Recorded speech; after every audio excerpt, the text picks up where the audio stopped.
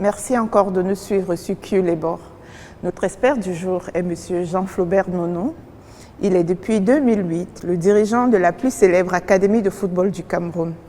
Cette académie a joué un rôle fondamental dans la formation de talents camerounais, parmi lesquels Rigobert Song, Samuel Eto'o, Jérémy Njitap ou plus récemment Vincent Aboubakar, Clinton Djé et Carlos Baleba, pour ne citer que quelques-uns. Elle continue d'alimenter régulièrement les sélections nationales tout en servant de pépinière pour les clubs professionnels locaux et étrangers. Jean-Flobert Nono est donc, du fait de ses fonctions, régulièrement en interaction avec les agents de football, les jeunes joueurs et même leurs familles respectives. Bienvenue Jean-Flobert. Merci Sandrine, merci beaucoup pour l'invitation. Et quelles sont les interactions de votre académie de football avec les agents de joueurs? Écoutez, pour ce qui est des académies, il faut savoir que les interactions ne sont pas les mêmes au Cameroun qu'en Europe. Okay. Un agent de joueur au Cameroun ne joue pas le même rôle qu'en Europe.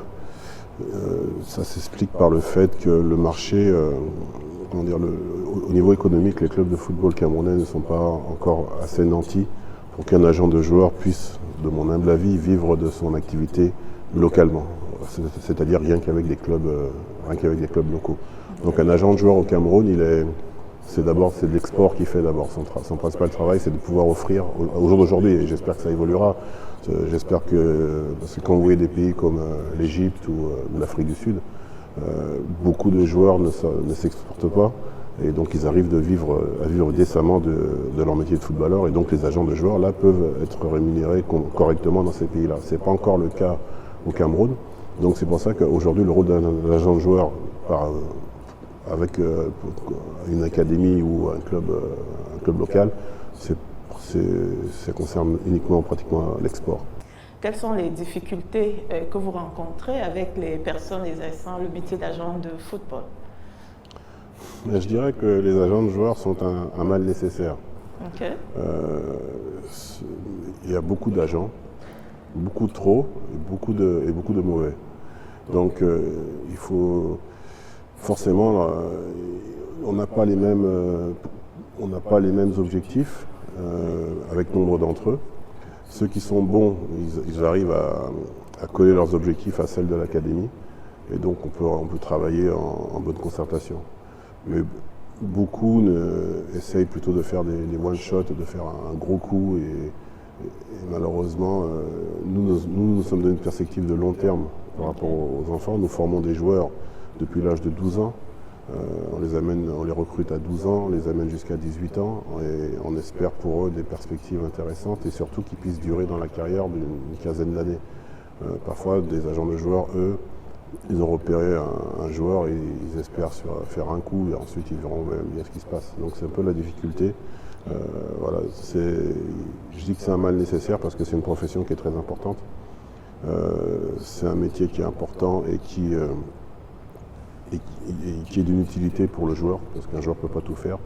Aujourd'hui, on ne parle même plus d'agent de joueur, on parle carrément d'agence, parce qu'il y a l'agent, mais il y a tout ce qu'il y a autour, avec les enfants aujourd'hui qui sont très connectés à droite, à gauche, tout ce qui est sponsoring, la conciergerie, des choses comme ça. Donc vraiment, aujourd'hui, on parle quasiment d'agence, et c'est des services qu'ils doivent offrir à leurs joueurs. Voilà, donc vous avez des gens qui sont prêts à investir. Par exemple, je vous disais tout à l'heure qu'un agent de joueur au Cameroun ne jouait pas le même rôle qu'un agent en Europe. Un agent de joueur au Cameroun, il va d'abord investir sur un joueur. Donc il faut être en capacité d'investir sur un joueur. Parce qu'il sait que ça, c'est quelque chose qui va aller sur du long terme. Okay. Et beaucoup ne sont pas prêts ou ne peuvent pas le faire. Et en Europe, pour continuer un peu sur la comparaison, en Europe, un joueur en Europe, il est déjà là où ça se passe. Okay. Donc, tout le monde le voit. Au Cameroun, le travail d'un agent de joueur, c'est de pouvoir faire sortir son joueur dans un bon club pour qu'on puisse l'exposer, lui donner une certaine visibilité. Donc, un agent de joueur au Cameroun, il faut qu'il soit en capacité de faire venir des gens qui vont venir observer son joueur.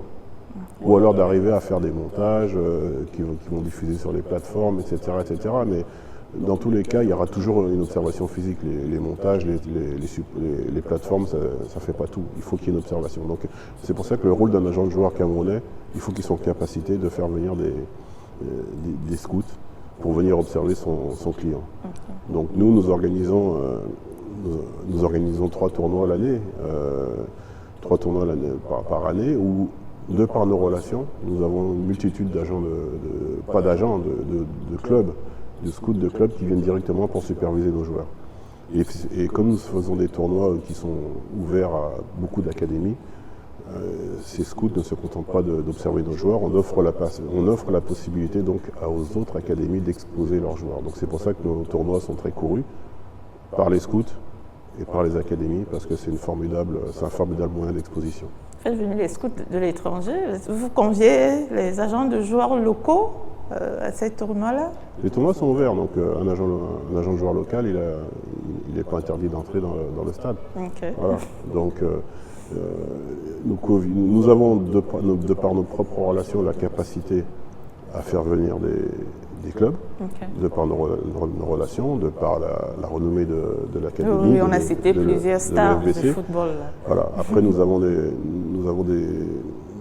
agents de joueurs avec qui nous collaborons, qui nous aident sur des marchés où on n'est pas, peut-être des marchés où on n'est pas très très présent, à faire venir des clubs de ces pays-là.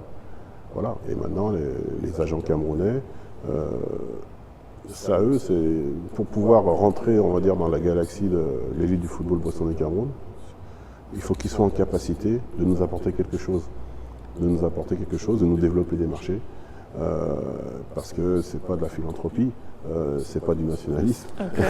il faut pouvoir nous aider à développer, à offrir des opportunités à nos stagiaires. Okay.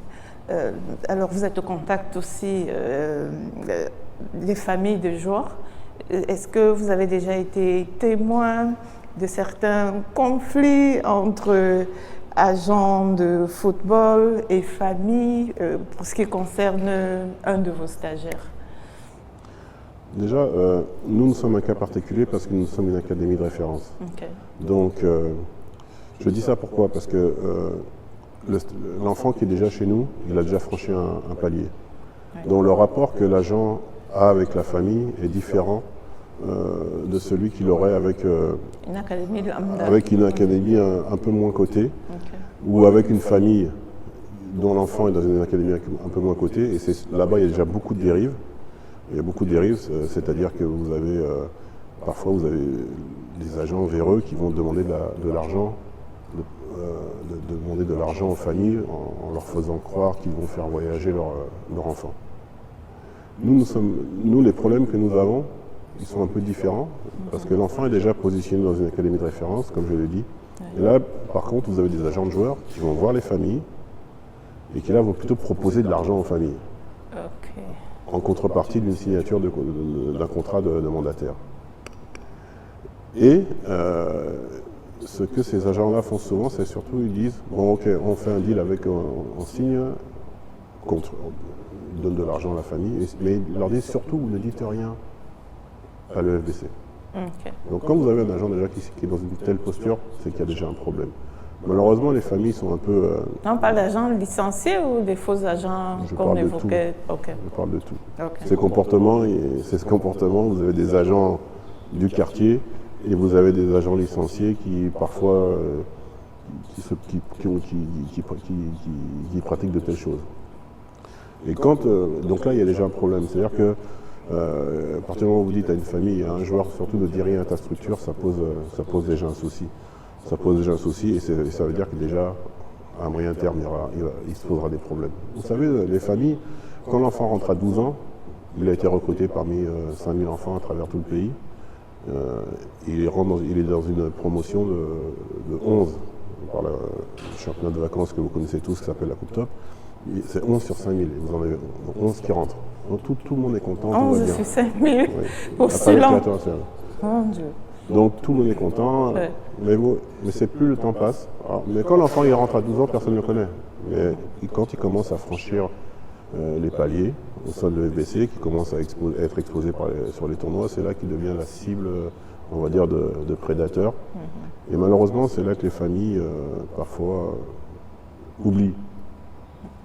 Elles oublient que leur enfant était pris à 12 ans, que depuis 5 ans, il est pris en charge totalement par le FBC. Et là, la mémoire disparaît. Donc c'est une forme d'ingratitude. C'est une forme d'ingratitude, mais malheureusement, c'est une forme d'ingratitude qui est très commune dans ce monde du football. Donc il faut arriver à le gérer. C'est pas tous les cas comme ça, mais c'est vrai que malheureusement, vous avez des familles qui font preuve d'une grosse ingratitude, encouragées par des agents de joueurs ou pseudo-agents de joueurs, et donc il faut le gérer. Okay. Comme un directeur sportif d'un club professionnel m'a dit, c'est la rançon du succès. Okay. Merci. Ma dernière question, c'est sur la formation. Dans l'académie que vous dirigez, à côté de la pratique du sport, les jeunes joueurs, les stagiaires suivent des cursus scolaires et académiques, j'ai envie de dire normaux ou réguliers. Est-ce que dans leur formation... Vous faites bien, c'est normaux. Ok, merci. Est-ce que dans leur formation, vous abordez aussi les questions administratives, comme le rapport aux agents de football ou encore la négociation des contrats, par exemple? Écoutez, nos stagiaires, effectivement, suivent une formation foot-études. C'est-à-dire qu'il faut être responsable. On sait tous que nous avons 66 stagiaires en permanence, c'est-à-dire 6 promotions de 11 stagiaires. Et on est parfaitement conscient que tous ne réussiront pas. Sur une promotion de 11, si vous en avez un qui signe, vous êtes content. Si vous en avez 2, déjà, quand vous en avez déjà 3 ou 4, comme ça peut nous arriver, là c'est que vraiment c'est le top. C'est le top. Donc il faut être responsable, il faut pouvoir leur inculquer des valeurs humaines et surtout qu'ils aient un cursus scolaire intéressant. Il faut savoir par exemple que ce n'est pas incompatible de pratiquer le football et les études. Nous avons un taux moyen de réussite aux examens officiels de 70%. Donc, et pendant ces 6 ans de formation, on les forme à différents ateliers, comme savoir répondre à un journaliste, donc les médias training. On les sensibilise bien sûr, surtout lorsqu'ils sont sur la fin, on les sensibilise à ce monde, au monde des agents de joueurs, à ce qu'ils vont trouver dehors, à la discipline qu'il va falloir avoir lorsqu'ils auront traversé. Parce que quand ils sont au sein de l'EFBC pendant les 6 ans, il y a du monde pour les ramener, tout ça. Mais quand ils vont traverser, quand ils vont faire ces fameux 6000 km, il faudra pouvoir s'autogérer. Donc effectivement, on essaye de les sensibiliser à toutes ces choses-là, à les préparer à ce que va être la vie de demain. Okay. Merci infiniment, Merci à vous. Monsieur Nono, d'avoir apporté ces éclairages et de l'honneur que vous faites ainsi à l'émission Q les bords. Maintenant, nous embrayons la dernière partie de l'émission, c'est avec l'envers du décor.